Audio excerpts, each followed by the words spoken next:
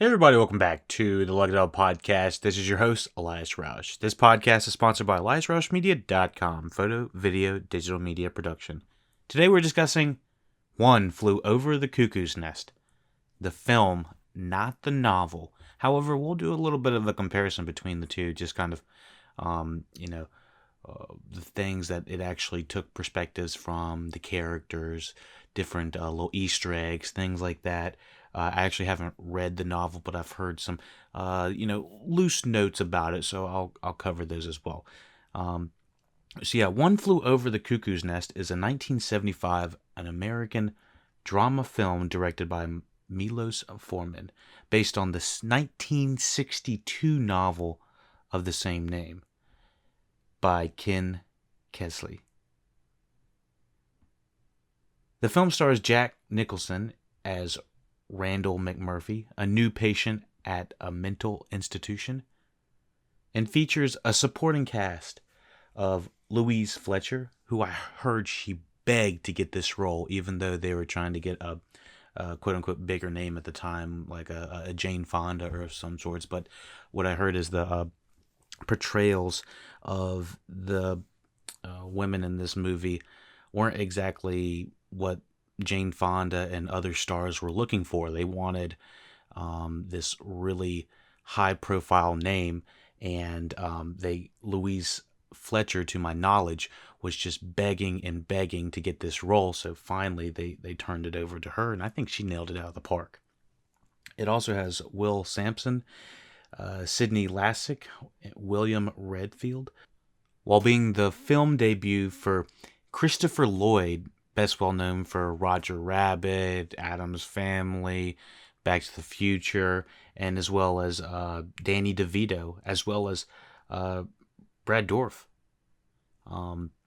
So I was just fascinated by all of these individuals that didn't originally have this big, drawn out notoriety of stars. Like, these are the beginnings of the stars. And so I as a film fanatic, I don't know if I'd call myself a fanatic, but as a film enthusiast, I guess, it's just fascinating to see where a lot of these people got, or these actors got their stomping ground, and where they really became well known. And my goodness, this movie blew me out of the water, I'll be honest. So the behind the scenes stuff that is revealed is just absolutely fascinating. It sounds like the reason that this movie feels like it really works to the degree that it does is because all of these actors really were entrenched in an actual mental hospital. They stayed in like an institution, and they studied specific patients that had disorders that they were, quote unquote, acting like, I guess, or kind of mimicking in a way. I think that they did it fairly respectfully, for the most part, and they actually had, I think, the actors were bunking with each other the same way they were in like the movie. And so, without going into too much spoilers, a lot of these actors were kind of going full method, if you know what I mean. They were actually staying like in the institutions. Danny DeVito apparently was talking to an imaginary friend and questioning whether or not this imaginary friend was going to be there. And there's doctors on the set that apparently diagnosed some of the actors with actually being sick. I think it was Sidney Lassick apparently was exhibiting behaviors that looked like he might have been actually developing some sort of. They didn't specifically say he was developing schizophrenia as he was acting in the movie, but they said that he was acting erratically during the movie, which was causing some people to say, like, are you all right, man? There's just a really fascinating behind the scenes details of the actual movie that went on that doesn't even have anything to do with the actual movie itself. And so the movie is good enough that you want to kind of dive in this little rabbit hole and find out all these little niche fun, I guess some of them are fun facts, but some of them are actually quite shit got real on the set, if you know what I mean. Like, I think it was Sidney Lassick, uh, as let me see, I forgot, as Cheswick. Yeah, Cheswick, one of my favorite characters on here. That is not exactly quote unquote one of the main lead stars. I think feels like one of the most real characters.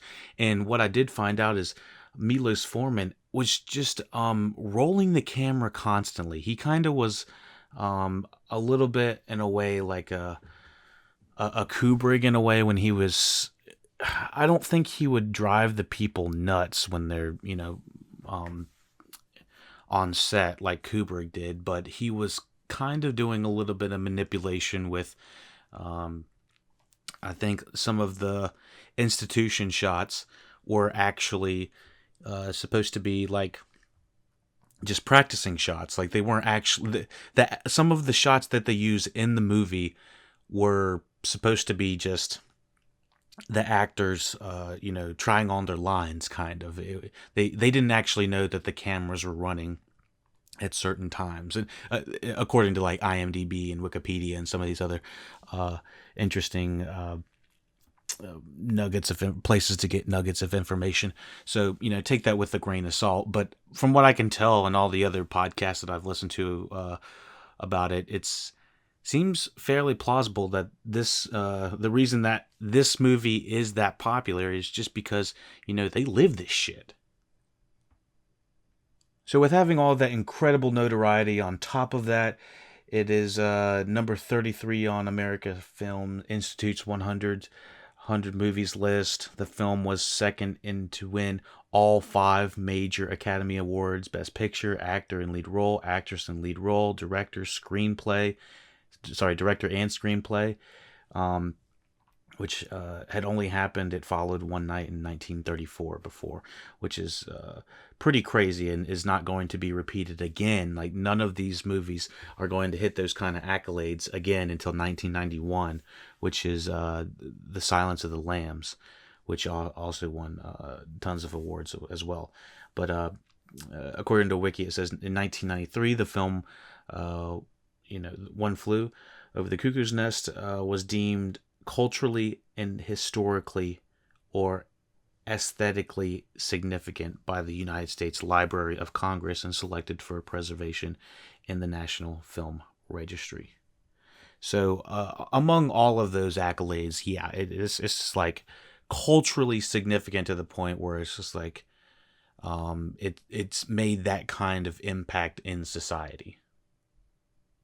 So honestly, the more I find out and just read about this film, it's just fascinating. So apparently it was turned into a Broadway play like a year after it was created. Danny DeVito was one of the actors in there. He actually played Martini, and I think he was actually one of the first actors that were cast in the movie as well. And so, yeah, you just fall down this rabbit hole, and you're just like, my goodness. Gene Wilder, everyone knows him as Willy Wonka in the 70s. He played Billy Babbitt. I would love to see some footage of him as Billy Babbitt. I just think the character of Billy Babbitt was fascinating. And so I'm actually just now learning about this, that it was a play before. So it was originally a novel, then it turned into a play, and then about a little over 10 years later, about 12 years later, it became a movie. And from there, actor Kirk Douglas, who had originated the role of McMurphy in 63 and 64, 12 years earlier, had purchased the rights to the story. And he had tried for a decade to bring it to the big screen, but was unable to find a studio willing to make it with him. So he eventually sold the rights to his son, who succeeded in getting the film produced. But the elder Douglas, by then 60, was considered too old for the McMurphy role, which then went to Jack Nicholson. Let me see what else. Jack Nicholson feels like all of the casting in this, honestly, I'll go ahead with the pros and the cons. I'm trying to go a little bit more in depth with this review just because it feels like it deserves that. Um, yeah, the casting absolutely phenomenal. Apparently, they couldn't get Jack Nicholson originally uh, off the bat, and so they had to wait a little bit. Apparently, that gave them time to get some of the ensemble cast, and my goodness, it was just fascinating to see, the cast that came. The writing, obviously, they've had time to refine this. They had the novel of Kesey. Is it Ken Kesey? Uh, yeah, his novel and his screenplay. So they had time to refine it. Um, the novel, I believe, from what I heard, it takes place from the chief's perspective. And now, originally when I heard chief, I was like, is it culturally inappropriate to call a Native American person chief if they're not actually a chief? So I was trying to navigate how much of this is actually, um, okay at this point and isn't, but it appears that his name is Chief, so we'll just go with that. And just know that we don't mean any insensitivity when we say that. So I actually found uh, an interesting quote by Milos Forman. I believe this is given this is on Wiki, so take this with a grain of salt. It says Forman wrote in 2012, "To me, this story was not just literature, but real life. The life I lived in Czechoslovakia from birth in 1932 until 1968. The Communist Party was my nurse ratchet, telling me what I could and could not do, what I was or was not allowed to say, where I was and was not allowed to go, even who I was and was not." And so this is clearly a movie that is about, the problem with the hierarchy of authority, and obviously how we are supposed to. It's a movie about many things, but it's mostly about that. Among other things, is also about mental institutions, mental instability, mental diseases, how we are supposed to interact with these people. And when I say these people, I don't mean like, talking down these people. No, I'm talking like people that have mental disabilities and problems that hinder them from having a quote unquote regular everyday life. That is what this movie is trying to tackle in a way. And the character of McMurphy is kind of the proxy of saying, we need to upend the system. And they, what happened in the 70s, to my knowledge, is there was a big revolution of, against, quote unquote, against the system. And I feel like this movie kind of correlates with what was going on at the time and can be applied to, yes, the 70s. And I think the movie actually took place, what was it, in 63. So if it takes place in 63, but honestly what happens, and it feels like it could be relatively timeless, give or take a few years, and changing a few things in the script, but it does kind of have that timeless feel when it comes to the ensemble cast and how they are interacting and how they are coexisting. I mean, the way that people interact, what it seems at, like, I haven't been in a mental institution ever, so I wouldn't be able to say exactly what the inside day-to-day life is like. But if it's anything like we see in the movies, anything like we see on TV, they seem to have a regular tentative schedule. And McMurphy, the character Jack Nicholson is playing, is here to up in that schedule, up in the system. And I did hear that there was a little bit of friction between Jack Nicholson and the director, Milos Forman. Not exactly sure how much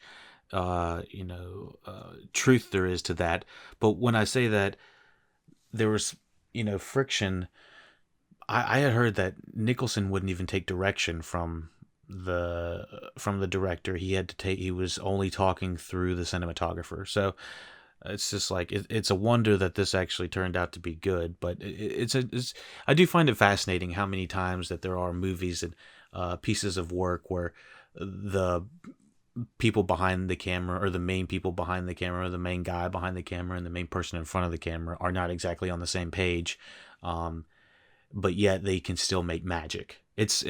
Sometimes it's beyond reasoning to me. So on top of the stellar cast that is obviously on screen, there is people behind the screen.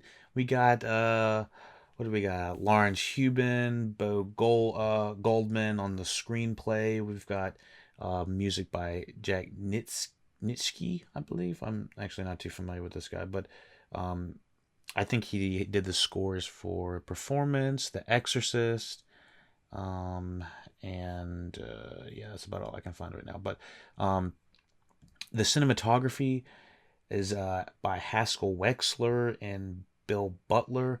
Bill Butler's the guy that is shot the cinematography for The Conversation in '74, Jaws '75, the three Rocky sequels. Like this has some real power behind the cinematography. Even the editing. Not too familiar with Sheldon Kahn or Lindsay Kingman, but Richard Chew. Richard Chew is known for working on one of the most notable brands and or movies of all time, at least at this point, Star Wars. Richard Chew, the editor of this movie, also was an editor on Star Wars, A New Hope, which is fascinating to find out. This is one of his earlier films. I don't remember any of the editing in of Star Wars feeling like it resembled this at all. The editing in Star Wars is so unique to that property. It's just like George Lucas had. I don't know if it was his vision of doing like the wipes and the the whoosh, the whooshes and stuff like that. It's like I don't exactly know who is responsible for that, but it is fascinating to find out it's got some of the same people in it, making these two films. So, anyways, yeah, running at 133 minutes. I found this in a budget of 3 to 4 million, um, and it ended up grossing a box office of 136 million. I know that I think the actors were taking a really big pay cut when they were going on to it for, I guess, royalties of the film, and they ended up cashing in big time on it. At least that's what I heard Jack Nicholson did. At least I'm not sure if all of the actors did. So, yeah, I found this movie pretty damn rewatchable. When I first watched it, I was really tense and I wasn't sure if I was going to enjoy it because of the tense nature. And I was getting Clockwork Orange vibes a lot at the beginning with how they were dealing with the mental institution and the people in it. Like I wasn't sure how much respect they were going to have for the people, how much respect the people were going to have for the authority. And I was like, this is just looking like it's going to upend itself in the most negative of ways that I can think of. And so yeah, I was scared to death there was going to be some really horrible scenes in this movie. And without going into spoilers, I think this was an awesome fucking time for, it's kind of, it's a, it's not a holiday film, but it definitely feels like a film that you need to watch when it's cold outside and possibly around the holiday season, maybe right after Thanksgiving or something like that. It feels exactly like a Thanksgiving Christmas kind of movie that you'd watched around there for some reason, because it's just taking place in certain seasons and stuff like that. But really, the movie it didn't have to take place in that season. It just makes it feel like, oh, we need to bundle up and watch a little One Flew Over the Cuckoo's Nest. And before I forget, I guess this is a little bit of spoilerish, but we're gonna start going into the plot of the movie. But without going into anything else, yes, this is absolutely a movie you need to watch. It's an instant classic. It looks amazing, sounds amazing. You got amazing people in front of the camera. You got amazing people behind the camera. The small things that leave it outdated feel like they're somewhat addressed in the movie. And my shortcomings, the criticisms, are very minuscule. They're minor and they're just small scenes I probably would have just excluded of the movie that kind of feel like they're a little bit tonally out of it. But that's just all of my preference. Yeah. Let me know what you thought about the podcast before I go into spoilers. Let me know what you thought about the movie as well. So let's talk about where the origin of the nursery rhyme comes in. And again, sorry if I got any of this information incorrect. Hop in the comments. Let me know how I can improve. Let me know if there's anything specific I missed. Let me know what you thought about the review. Let's go into the origin of. Unfortunately, this is where we're gonna have to leave the non-Patreon members. If you're listening to this on SoundCloud or any other podcast provider, YouTube, you are probably listening to the free version. If you want to hear the non-spoiler take on this podcast, please go to patreon.com/LuckyDogPodcast for the entire archive. You'll have access to movies that were 5 years and older. You'll have access to new podcasts. You'll also have access to the entire archive. $2, $3, and $5. Three reasonable prices, we believe, that can help us progress and grow our business here at the Lucky Dog Podcast. So thank you for listening, watching Lucky Dog Podcast. Let me know how I can improve. Be sure to thumbs up, 5 stars, whatever platform you're on. Follow, subscribe, whatever you can do to help. Also, you can share the podcast. Share it with your friends. This is how it grows. Let people know that we have something good, that we have that good, that we have the reviews that are in depth and interesting, and pass the time along. You won't be bored. You'll be entertained in a way. Hopefully, that's my job in a way. So yeah, thank you for listening, watching Look It Up Podcast. Take it easy.